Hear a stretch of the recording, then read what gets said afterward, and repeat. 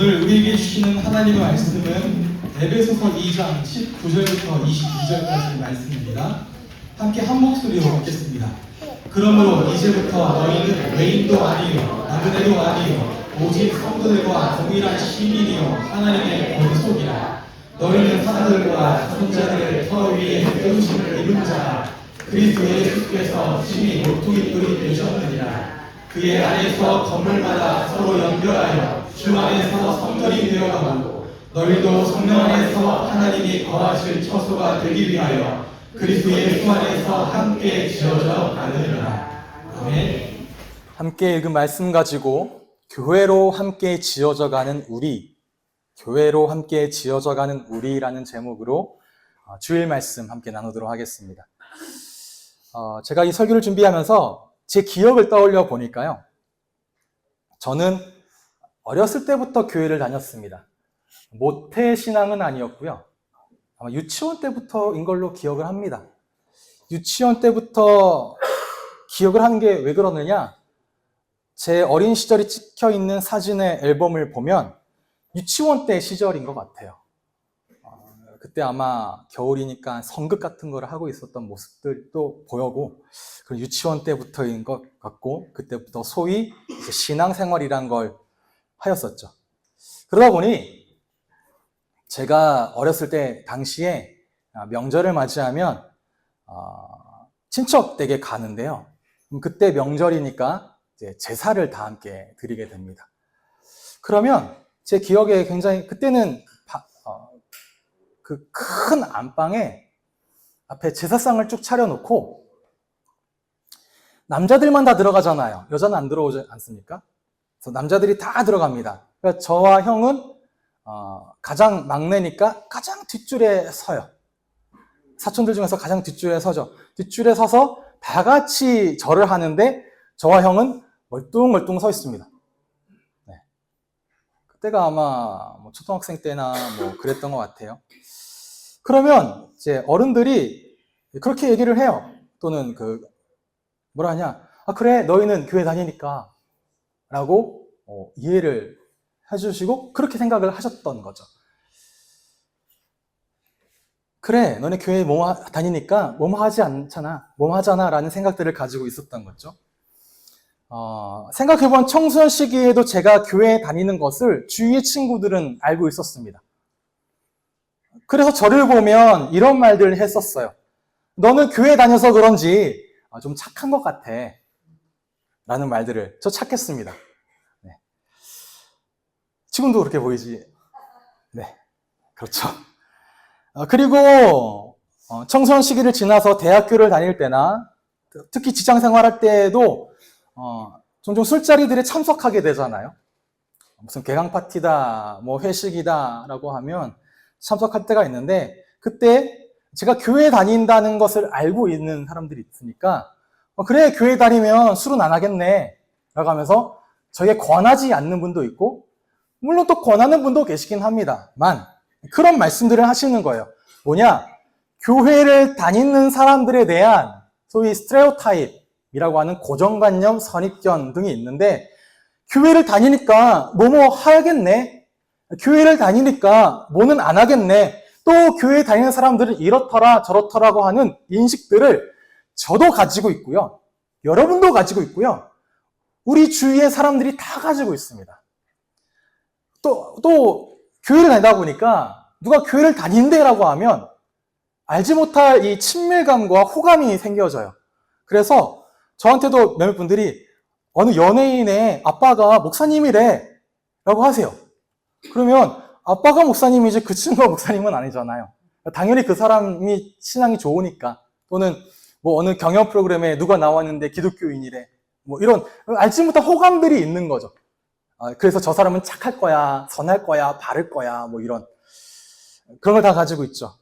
그런데 교회를 다닌다는 게 무엇일까요? 교회를 다닌다는 게 그저 제사상에 절을 안 하는 겁니까? 주위 사람들에게 착하고 선한 사람이 되는 것입니까? 또는 술이나 담배를 멀리하는 게 교회를 다니는 것입니까? 일요일이 되면 다 캠핑 가고 놀러 가고 여행 가고 하는데 우리는 교회당으로 모이는 걸 보고 교회 다닌다고 하는 것입니까?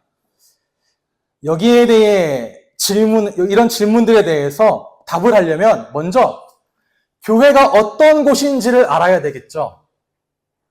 교회가 무엇입니까? 교회가 어떤 곳입니까? 교회가 그저 예배라고 말하는, 제가 한의원에 치료받으러 갔더니 그분은 교회 다니는 분이 아니세요. 제가 목사인 걸 밝혔더니 진찰을 하면서 그러는 거예요. 토요일에 갔더니 내일 행사 있으시겠네요. 사실 행사잖아요. 모임 행사. 매주마다 정기적인 행사를 갖는 곳입니까? 여름과 겨울마다 성경학교다, 수련회라고 말하는 그런 행사를 진행하는 행사업체, 행사 공동체가 교회입니까? 아니면 와서 누군가는 장로를 주고, 누군가는 권사를 주고, 누군가는 집사를 줘서 와서 뭐 좀 하세요? 수고 좀 하세요? 노동 좀 하세요? 일 좀 하세요? 사역 좀 하세요? 라고 말하는, 그렇게 수고하고 헌신하는 곳이 교회입니까? 또는 모여서 먹고 마시며 우리의 친목을 다지고 이 안에서 기뻐하고 즐거워하고 놀고 즐기는 곳이 교회입니까? 교회가 어떤 곳인지를 잘 알아야 우리는 올바른 신앙 생활을 할 수 있고, 교회가 어떤 곳인지 잘 알아야 행복한 신앙 생활을 할 수 있습니다. 혹시 내 신앙 생활이 올바르지 않다, 건강하지 않다, 또는 행복하지 않다라고 점검이 되신다면 다시 어디로 돌아가야 되냐? 교회가 무엇입니까? 그리고 교회가 어떤 곳인지 알아야 교회로 부르심을 받은 우리, 즉 성도가 누구인지를 알게 되어지고요. 그래서 교회 안에서 원래 지으신 나, 참된 나를 발견해 가게 되어지는 거죠. 교회가 어떤 곳입니까? 교회란 무엇입니까? 라고 할 때 이러한 관점에서 오늘 함께 읽은 에베소서 2장 19절부터 22절까지 교회가 어떤 곳인지 너무 잘 정의를 내리고 있습니다. 교회는 먼저 하나님의 가족이 된 공동체가 바로 교회입니다. 그리고 교회는 예수 그리스도의 복음의 말씀 위에 세워지는 것이 바로 교회입니다. 마지막으로 교회는 성령 안에서 함께 지어져 가는 하나님이 거하시는 처소가 되는 것이 바로 교회입니다. 이렇게 보면 하나님, 예수 그리스도, 성령이라고 말하는 삼위 하나님의 역사하심이 분명히 드러나는 곳이 바로 교회라는 거죠. 그래서 교회는 단순히 인간이 세운 조직이나 기관이 아니라 삼위 하나님의 풍성한 은혜와 사역과 교제하심 가운데 세워져 가는 곳이 바로 교회라는 거죠. 그런데 우리가 모인 이 모임을 보면 너무나도 평범하죠. 너무나 평범합니다. 평범하잖아요. 이 가운데 SNS 팔로워 막 수만 명 되시는 분 계십니까? TV에 나온 분 계십니까? 아니면은 뭐 이렇게 알아주는 명성가들이 계십니까? 그렇진 않잖아요. 저도 그렇고요. 평범합니다. 근데 평범하다는 걸 넘어서서 때로는 마음이 상한 자들이 교회로 모여지고요. 삶이 고단한 자들이 교회로 모여지고요. 또 때로는 관계가 깨어진 자들이 모여지는 것이 교회입니다. 그러다 보니 우리 자신을 보거나 우리의 모인 이 모임을 보면 이런 모습에 우리가 도대체 어떠한 가능성이 있겠어라는 생각들을 한다라는 거죠. 우리가 어떻게 이 땅에서 하나님의 사람으로, 하나님의 형상으로 그 능력과 영광을 드러내는 삶을 살 수 있겠어라는 생각들을 너무나 평범하고 때론 너무나 부족한 부분들이 보여지니까 그렇게 생각할 때가 있습니다. 그런데 오늘 성경의 본문이 말씀하시는 바를 보십시오. 하나님이 우리의 눈으로 보기에는 너무나 평범해 보이는 이 교회에 얼마나 특별한 마음을 품고 계시는지를, 그리고 연약하고 부족한 죄인인 우리가 하나님의 복음을 듣고 그리스도 예수 안에서 성령을 받아 성령으로 모여진 이 교회를 두고 성경이, 하나님이 뭐라 말씀하시느냐? 주 안에서 성전이 되어 갑니다 라고 말하죠. 성전이요. 여러분은, 우리는 거룩하신 하나님, 살아계신 하나님이 거하시는 전입니다. 집입니다. 여기에 대해 고린도후서에서도 동일하게 말씀하시죠. 하나님의 성전과 우상이 어떻게 일치가 되겠습니까? 우리는 살아계신 하나님의 성전입니다. 그러니 하나님이 우리 가운데서 살아계시고 우리 가운데 다니십니다. 하나님은 우리의 하나님이 되시고 우리는 하나님의 백성이 됩니다. 라고 말하는 어마어마한 하나님의 말씀을 주시는 거죠. 도대체 어떠한 신이 그들의 백성과 함께 거합니까? 도대체 어떠한 신이 그들의 백성과 함께 살아갑니까? 근데 우리의 신인 하나님 예수 그리스도는 우리의 삶으로 찾아와 우리와 동행하시고 우리와 동거하시고 우리의 삶을 이끌어 가시는 거하신다라는 거예요. 함께 하신다라는 거예요. 그럼 오늘 말씀을 통해 우리가 어떻게 하나님의 성전이 되어가는지 어떻게 교회로 지어가는지를 알고 오늘 한 주간도 교회로 서시고 교회답게 살아가시는 우리는교회 성도가 다 되시기를 주님의 이름으로 축복합니다. 다 함께 19절 읽어보겠습니다. 시작.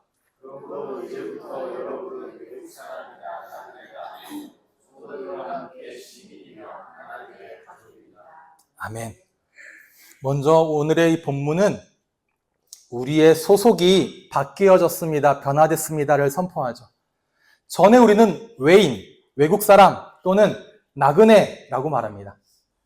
그래서 외인이란 우리가 생각하는 그런 외국 사람이란 의미보다는 그렇게 가리키지만 그 안에 담겨진 의미는 우리 공동체 밖에 있기 때문에 그들의 마땅한 소속이 없어요. 그래서 어떤 혜택을 못 받죠.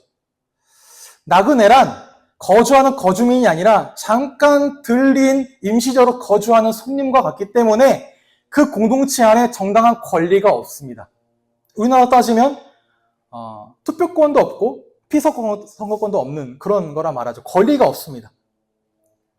그래서 공동체 밖에 있는 외인이요 나그네였기 때문에 하나님의 백성인 성도들이 함께 향유하는 기쁨과 축복과 평안을 우리는 모르고 살아왔었다라는 거예요.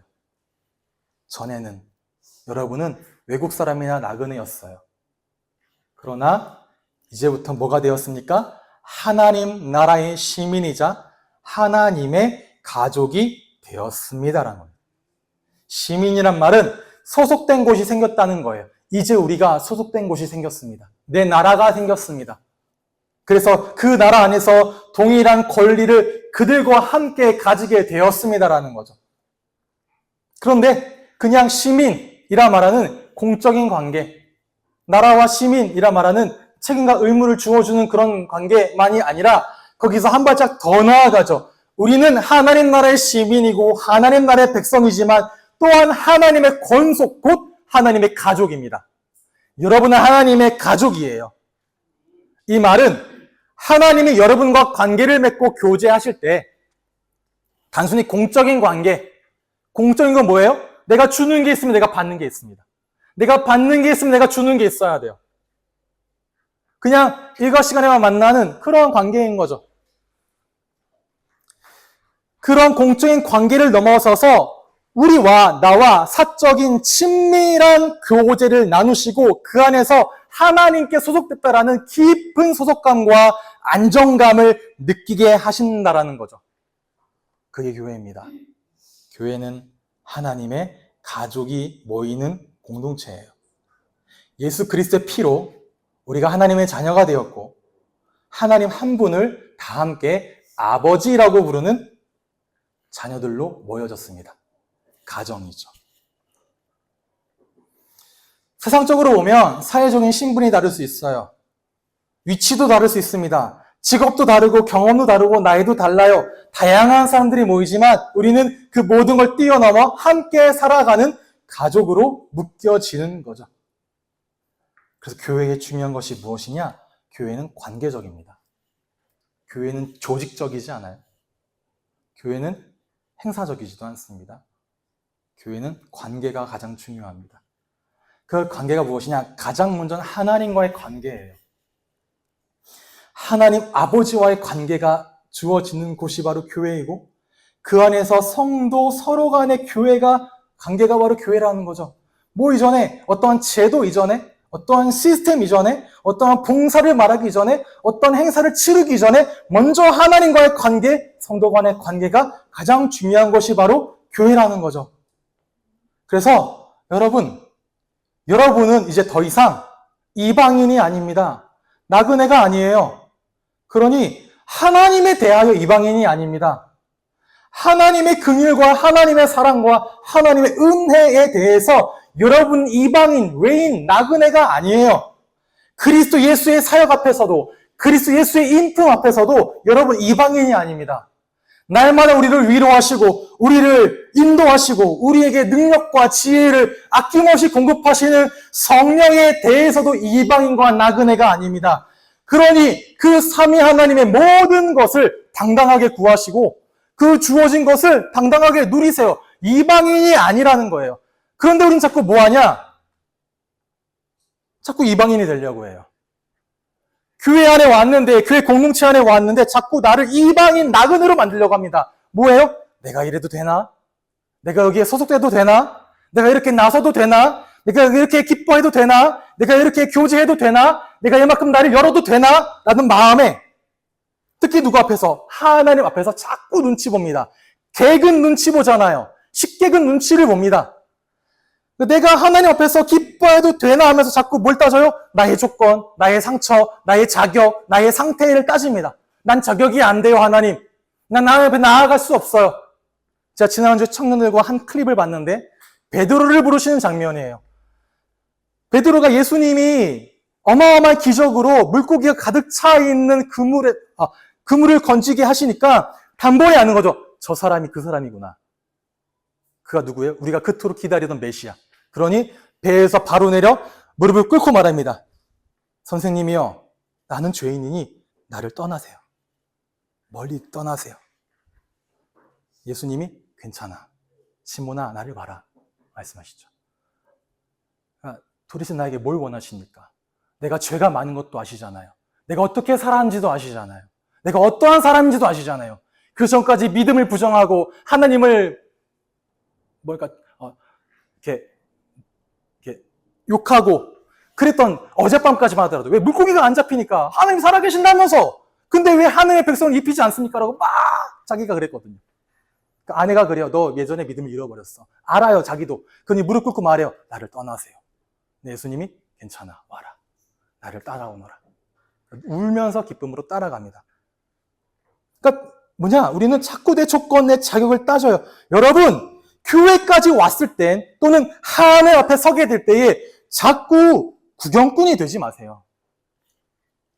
하나님 앞에서 하나님은 여러분의 자격, 여러분의 조건, 지금의 상태 등을 따지지 않으십니다. 이미 아세요. 알아요. 알고 부르시는 겁니다. 그와 상관없이 여러분들을 한 사람 한 사람을 부르시는 거예요. 그러면 히브리서 4장 16절 말씀에 이렇게 말씀하시죠. 하나님의 은혜의 보좌 앞에 담대히 나아가십시오. 이미 아시고 부르셨습니다. 그렇게 나아가 부모와 자식, 사이좋은 부모와 자식이 형제와 자매가 서로 즐거워하고 함께 기뻐하듯이 하나님 안에서 주시는 행복과 평안을 누리시기를 바랍니다. 또 하나 더 있다면 교회 공동체 안에서도 손님의 위치에 머무르지 마세요. 교회는 호텔이 아닙니다. 호텔은 내가 주어진 기간에 주어진 만큼의 돈을 내고 주어진 목적에 맞으면 떠나면 됩니다. 왔다가 그냥 가면 돼요. 교회는 내가 낸 대가만큼의 정당한 서비스를 제공받는 업장, 가게가 아닙니다.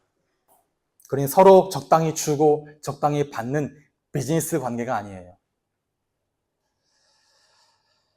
그런데 우리 또 교회 안에 와서 서로 간에 비즈니스적으로 머물려고 그래요. 공적인 입장으로만 머물려고 하죠. 서로 적당히 거리를 두고 적당히 혼자 예배에 와가지고 적당하게 은혜 받고 적당한 대가만 받으면 된다고 생각합니다. 뭐 하진 않고요. 교회라는 공동체 안에 소속되어져 가족을 형성하진 않고요. 하나님이 말씀하신 교회의 기본적인 그림은 가족 공동체입니다. 성경은 그래서 관계라는 것에 굉장히 관심이 많아요. 아담을 지으셨을 때 아담과 함께 동산을 거니셨고 아담이 외로워하는 모습을 보자 하느님은 아담 옆에 하와를 만드십니다.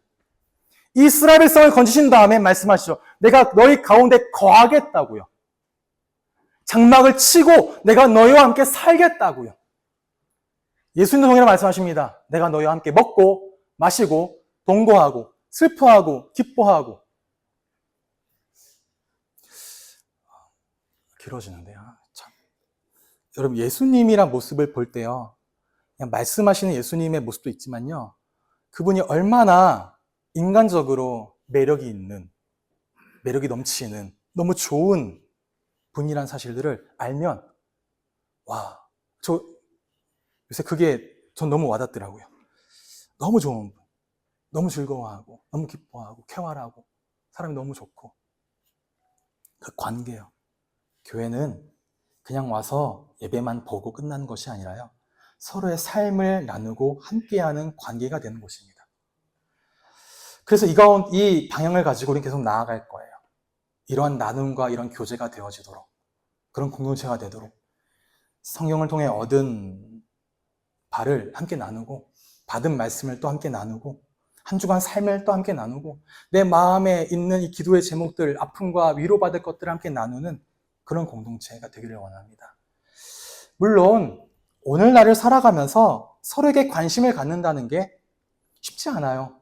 바쁘잖아요. 여유가 없잖아요. 또 나의 삶을 나눈다는 게 혹여나 내게 어떠한 약점이나라도 잡힐까 싶고 나를 깎아내리고 드러내 보이는 게 두려워진 시대이기도 합니다. 그런데 그래서 교회는 달라야 되잖아요. 저도 지난주에 그런 생각 들더라고요. 지난주에 한 집사님을 만났는데 자기가 교회에 몇 주간 못 나왔는데 교회에서 누구도 연락이 없더라 라고 하면서 저를 보며 서운했다고 하세요. 그 말을 듣고 속으로는, 솔직히 말씀드리면요, 한편으로는 그런데요, 세상에 살기 어렵잖아요. 나도 바쁘고 나도 정신이 없고 여유가 없고, 그리고 그게 사실은 쉽지 않잖아요 라는 속마음이 실제 들었습니다. 근데 그 마음 위에 어떤 마음을 주시냐? 교회는 달라야 되잖아. 교회는 그렇지 않잖아. 왜냐? 모든 것이 풍요로운 시대인데 그럴수록 개인은 외로워집니다. 사람들과 관계를 맺기 너무 어려워해요. 또 꺼려합니다. 왜? 상처받기를 싫어요. 적당한 선을 긋는 거죠. 그런 시대에 우리는 함께를 맛볼 수 있는 곳이 교회예요. 친밀함을 나눌 수 있는 것이 바로 교회입니다. 왜? 하나님의 가족이 되어 함께 나누는 신앙의 공동체를 통해 소속감을 가지고 결속감을 가질 때 우리는 비로소 이 땅에, 이 세상의 외로움과 어려움을 이길 수 있도록 하나님이 선물같이 주신 것이 바로 교회입니다. 너희가 교회야. 우리가 교회다. 그 힘을 가지고 세상에 다가오는 외로움과 어려움을 이겨나가거라 아들아, 딸아 말씀하시는 거죠. 이러한 은혜를 얻고 힘을 얻는 모든 성도가 다 되시기를 주님의 이름으로 축복합니다. 다 함께 읽겠습니다. 시작.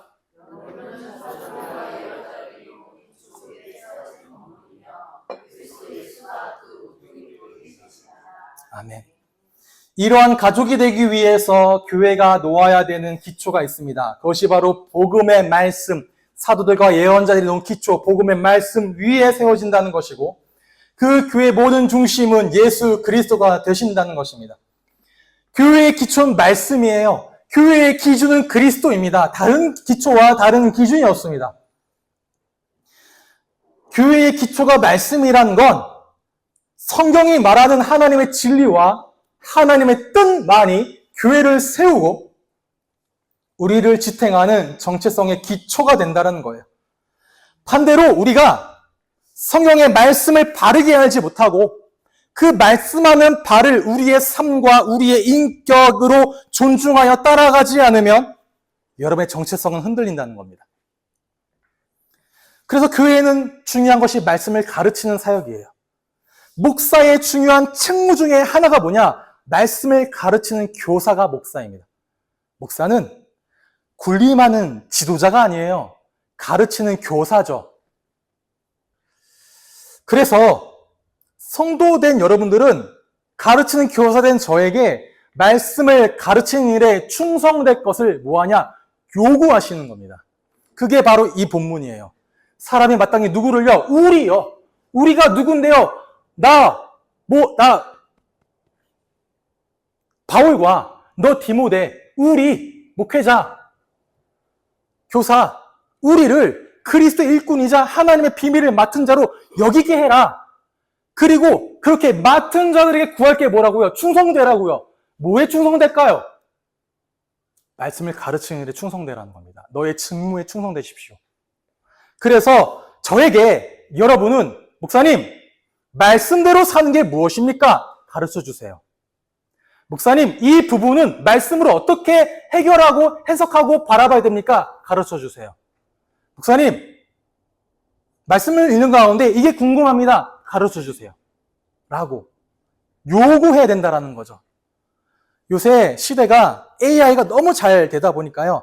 제 친구가 저한테 물어보더라고요. 야, 나는 얘를 학습시켰어. 나만의 묵상에 맞게 딱 어느 구절을 넣으면 쫙 나오도록. 이 구절이 나오게 하기까지 많은 질문들을 거치고 그 앞뒤로 어떠한 자신만의 묵상이 또 있고 그렇대요. 그런데 너무 신동방동하다라는 거죠. 저한테 물어봅니다. 자꾸 여기에 마음이 쓰여지는데 맞아? 그래서 말했죠. 그런데 그 딸깍거려 나오는 그 답변에 하나님의 역사는 어디 있느냐? 성령의 개입은 어디 있느냐? 하나님과의 관계는 어디 있느냐? 성도 간의 교제는 어디 있느냐? AI는 우리의 교제 대상이 아니잖아요. 그 안에 성령의 역사가 있습니까? 물론 많은 부분에 도움받을 수 있지만 도구일 뿐이지 그게 전부가 아니라는 거예요. 교제하는 거예요. 성도 간에 교제하고 성도와 함께 나누고 목사와 함께 나누고 교제하고 질문하고 답을 함께 알아가고 부족하지만 찾아가는 그런 가운데 여러분 역시 맡은 자로서 구해야 될 것은 말씀 앞에 서는 신실함입니다. 말씀을 읽고 듣고 알아가는 것에 부지런해지는 거죠. 말씀을 주야로 붙잡고 묵상하고 하나님을 알아가고 그 하나님의 성품을 따라가는 겁니다. 그렇게 그리스도의 형상으로 우리가 세워져 가는 거죠. 그러면서 교회는 모퉁이 돌 대신 예수님을 중심으로 삼습니다. 이게 모퉁이 돌이에요. 기초석 위에 가장 중앙에 세워져 건물의 크기를 결정하고 건물의 어떤 방향성을 결정하는 게 바로 모퉁이의 머릿돌입니다. 이 전체 건물을 지탱해내죠. 벽과 벽을 연결하죠. 그러니 모퉁이 돌이 없는 이스라엘의 건축 양식은 생각할 수 없고 그리스도가 없는 하나님의 성전된 우리는 상상할 수 없습니다. 그래서 우리는 그리스도 예수를 떠나서는 아무것도 할 수 없어요. 너희가 나를 떠나서는 아무것도 할 수 없도다 말하는 게 이는 모든 인간의 존재가 그리스도가 아니면 죄와 허물로 죽은 가운데 살아갈 수밖에 없는 그런 것을 말함과 동시에 주 안에 성전된 우리 역시 그리스도가 아니면 안 된다는 겁니다. 겉으로는 살아있는 것처럼 보여요. 움직이죠. 숨도 쉬고 살아도 갑니다. 그런데 그 영혼 속엔 아무도 모르고 어쩌면 나도 모를 수 있는 무기력과 무력함이 계속 존재하고 문득문득 마주하게 되어집니다. 그리스도가 중심이 된다는 게 뭡니까? 삶의 중심이 된다는 건 예수 그리스도를 나의 구주로 믿는 그 신앙의 고백 위에 교회가 세워져야 된다는 거예요. 교회 존재도, 교회의 예배도, 교회의 봉사함도, 교회의 교제함도 모든 것이 예수 그리스도를 주로 믿는 신앙 고백 위에 세워지지 않으면 안 된다는 거죠. 그리고 그리스도를 믿는 믿음으로 모든 게 연결된다는 겁니다. 같은 신앙 고백을 하는. 그리고 그리스도를 중심으로 우리의 삶을 살아간다는 거죠. 그리스도 십자가 대속의 감격 속에 나의 죄를 사하셨구나라는 그 감격 속에 살아가고 그리스도의 부활의 능력과 통치를 따르며 살아갑니다. 단순히 십자가의 죄사함만에 머무는 것이 아니라 그 죄사함의 감격을 가지고 신분이 바뀌었으니 주인이 바뀌어졌으니 새로운 주인의 통치와 법들을 따라 이 땅을 살아가는 거죠. 복음을 삶의 중심에 두는 겁니다. 십자가의 복음. 나의 죄를 사하고 나를 하나님의 자녀로 바꾸시는 그 십자가 성령의 복음을 중심에 삼고 가는 곳마다 복음의 영역을 확장시켜 나가요. 통치요. 그렇게 하시기를 바랍니다. 21절 다 함께 읽겠습니다. 시작.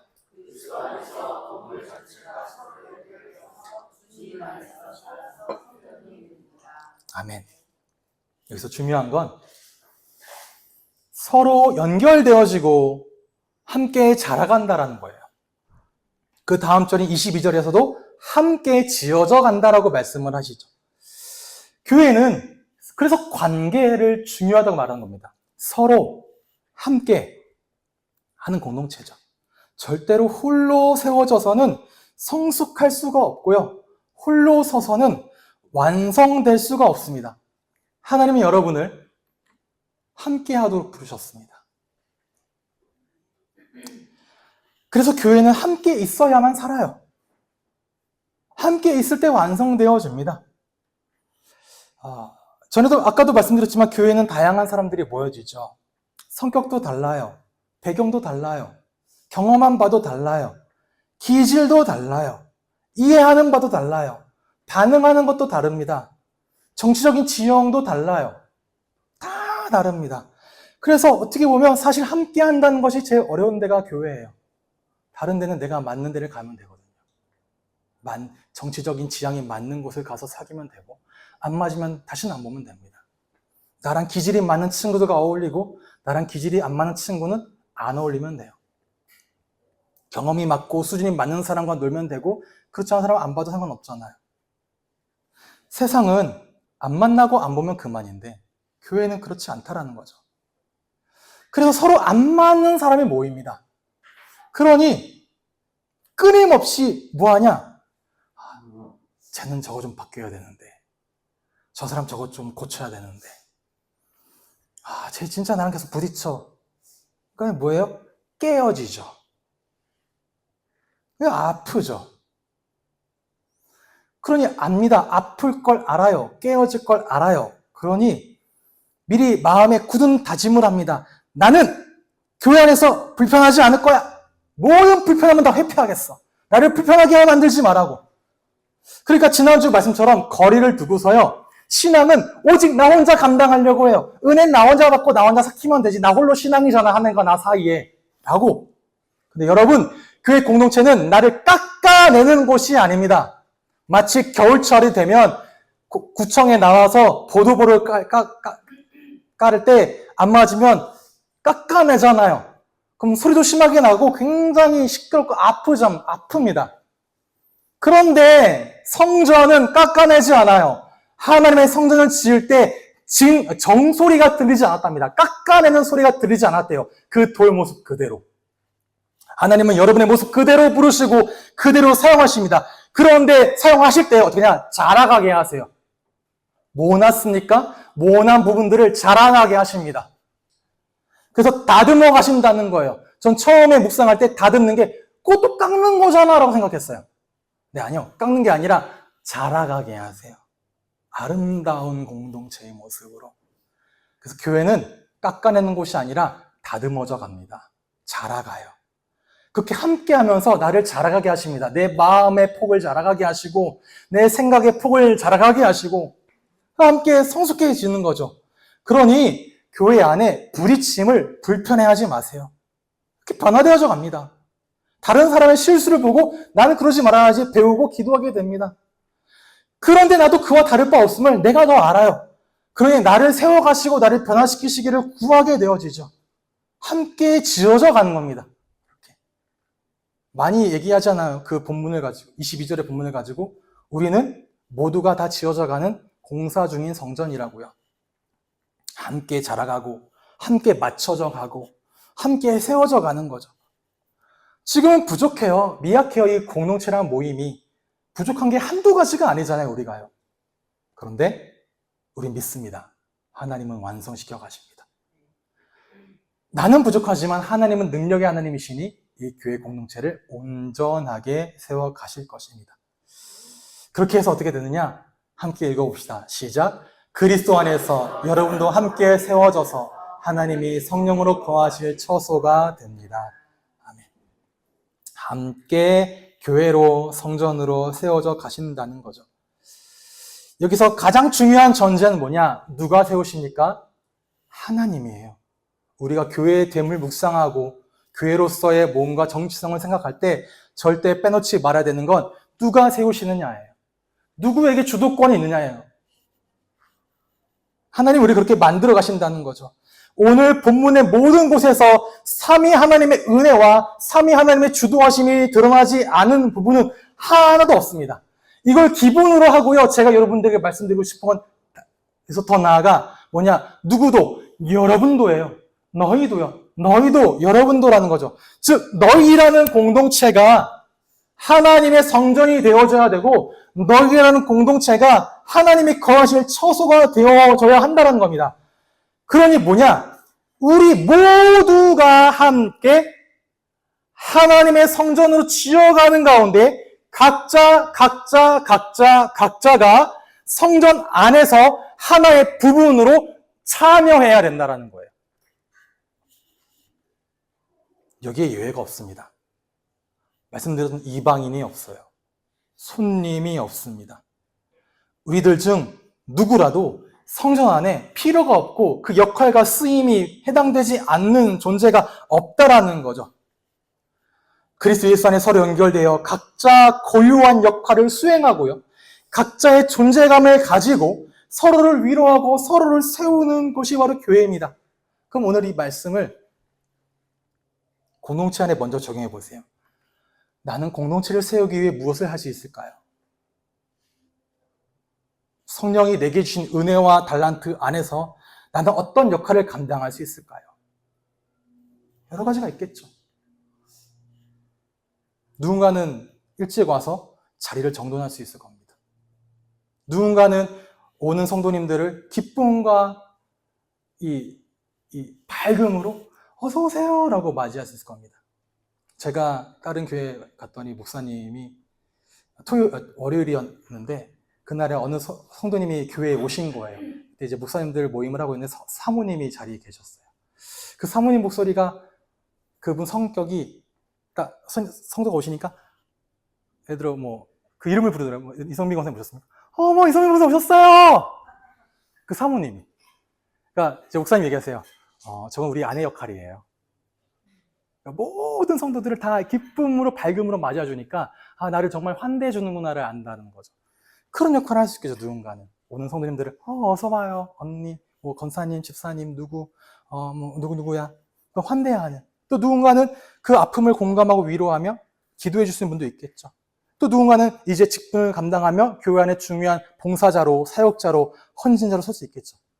나는 어떠한 역할을 감당할 수 있을까요? 생각해 보십시오. 그때가 되어지면 여러분이 그 역할을 감당해 나가는 거죠. 이 말이 내가 뭔가를 주도하고 내가 주인공이 되고 내가 높아지라는 게 아닙니다. 또 반대로 나 같은 게 뭘 어떻게 할 수 있겠어 라고 하면서 나를 폄하하고 짓눌러 있고 조용히 입 닫고 가만히 있자가 아닙니다. 서로 공동체 안에서 동등하게 하나가 되어 성전 안에 연합되어져 가는 거죠. 이걸 하기 위해 여러분이 감당해야 되는 것이 무엇이냐? 나의 삶의 자리에서 나는 하나님의 성전으로 자라가야 돼요. 여러분 하나님의 성전입니다. 너희는 하나님의 성전이야. 하나님의 성령이 너희 안에 거하신다. 그러니 하나님의 성전이 거룩하듯 너희도 거룩해라. 말씀하시지 않습니까? 우리가 하나님의 시민, 하나님 나라의 백성, 그가 거하는 처소라면 그 이름 값에 걸맞는 삶을 살아가십시오. 하나님의 성전된 몸을 하나님이 거하신 처소인 우리의 삶의 자리를 거룩함과 구별됨이 나타나게 하십시오. 그걸 잊어버리고 지워버리지 마시고요. 그 이름, 하나님의 이름에 합당한 삶을 살아가라는 겁니다. 그렇게 주어진 삶의 자리에서 하나님을 예배하는 예배자로 사시기를 바랍니다. 다 함께 읽어보겠습니다. 시작. 하나님의 가족이 되었습니다. 그리스도에 세워서 그리스도로 사랑합니다. 성령 안에서 함께 지어져 아멘. 오늘 나눴던 내용들이 요약이죠. 이러한 삼위 하나님이 서론에 말씀드린 것처럼 여러분을 얼마나 귀하게 여기시느냐. 솔로몬의 성전이 완성되었을 때 하나님이 이 성전에 대하여 주신 말씀입니다. 이제 이 곳에서 하는 기도에 내가 눈을 들고 귀를 기울이리니 이는 내가 이미 이 성전을 택하고 거룩하게 하여 내 이름을 여기에 영원히 두겠노라. 그리고 내 마음과 내 눈은 항상 성전을 향해 있다. 그게 누굽니까?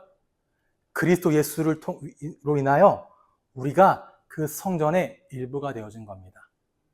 여러분이 그리스도를 통해 성전이 되었다면 하나님이 여러분을 택하시고 거룩하게 하셔서 하나님의 이름을 영원히 여러분에게 주신 거예요. 그리고 하나님의 눈과 하나님의 마음은 항상 여러분을 향해 있습니다. 그게 나예요.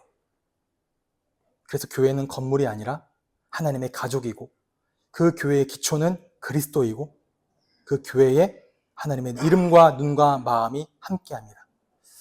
그럼 생각해 보세요. 하나님 앞에서 교회 안에서 손님이 되지 맙시다. 이방인이 되지 맙시다. 그리고 교회 안에 성전의 한 부분으로 함께 참여하며 교제하시는 겁니다. 그리고 나의 삶의 자리에서 그리스도의 형상을 닮아가는 그렇게 함께 지어져가는 공동체가 다 되시기를 주님의 이름으로 축복합니다.